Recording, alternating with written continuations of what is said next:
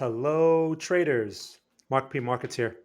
My name is Mark Principato, and I'm a chartered market technician. And thank you for watching another Bitcoin video analysis here on TradingView. So, in this session, I'm going to go over how we interpret this price action around this key resistance zone of 11,600 to 12,300 and what our next buying opportunity can look like and how we would evaluate our expectations after such an event. So, with that, let's get started. This is for educational purposes only. For investment advice, please consult a licensed investment advisor. Now, in my previous video, I talked about this zone and I even sent out an update about why we refused to take this buy signal in here, this set of inside bars. And it was because of this resistance zone. And we were not happy with the potential that this thing was showing us based on the risk we have to take, which is all part of our long only swing trade strategy. We follow our rules and we're not going to adjust our rules, meaning we're not going to take a day trade just because there's a day trade setup in there. We only look for swing trade setups, and they have a very particular type of reward risk, and that's based on all these other factors that I'm going to go over here. So now, since we've touched this resistance zone, price has been lingering in it. All right. It hasn't rejected it quickly like it typically should if weakness was going to assert itself. Usually, weakness doesn't waste time around a resistance level.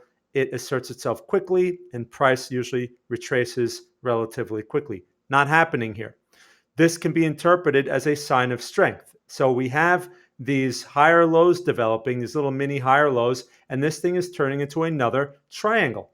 Now, this type of triangle, again, would be considered a trend continuation pattern, which means if we take out the high of that, which is around that 12,200, 12,300 area, then we'll have a breakout, a bullish breakout. And that's basically what our next buying opportunity may look like. Now, it's possible that we get a buying opportunity earlier. For example, we have an inside bar right here, this previous candle, with a high of, what is that, like 11.8 area, something like that. And that would actually generate a buy signal as well. We have to consider the risk though, because if we fail, this thing can still fail. And if it does, then we'll get a more ideal inflection point, which is like around that 10,500 area, which is the next area we would like to see for a swing trade setup, but we may not get that, okay? Now, if we start to push this resistance zone and we take a swing trade long into that, the question is, how far can it go? And is it worth the risk? Because at that point, if we have a triangle breakout, we can then measure our risk from one of these lows, one of these higher lows, which is around that 11.2 area, something around there. And if we clear that 12.2, and we close decisively above, the next real resistance area based on historical price action is 14,000, okay, which dates all the way back to July of the previous year.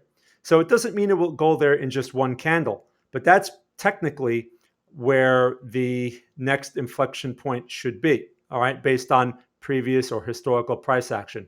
Now, how does that help us knowing that? Well, if we get the breakout, we can then adjust our targets more aggressively with a higher expectation, okay, for one. Now, there's also something important that I mentioned about that 14,000 level. That's the wave 5 high, all right, that dates back to what, June or July of 2019. That was that previous peak. Since then, we've had a very long and tedious wave 2. And then this new bullish structure that we've had developing since March can be possibly a wave 3. But we can't confirm that until 14,000 is cleared.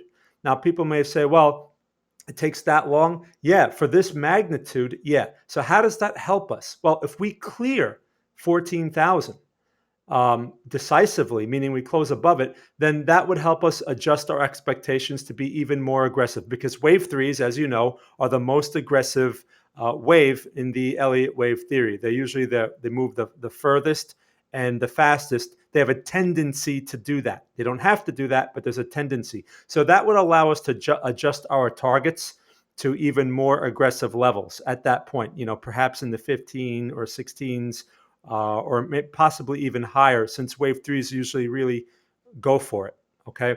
But again, we can't jump to any conclusions, especially before we've taken out such a level. So we have our eye on that. Meanwhile, we're just focusing on the current price structure and evaluating our risks from there. So we'll see how this triangle develops during the week. And if we get the breakout, that can lead to our next swing trade long idea, although that would also be aggressive if it's not giving it to us around an ideal inflection point. So I'm going to leave you with that. If you have any questions, please feel free to ask in the comments section below, and I'll do my best to answer. I want to thank you again for watching. My name is Mark P. Markets, Mark Principato, and I'll talk to you next time. Thank you.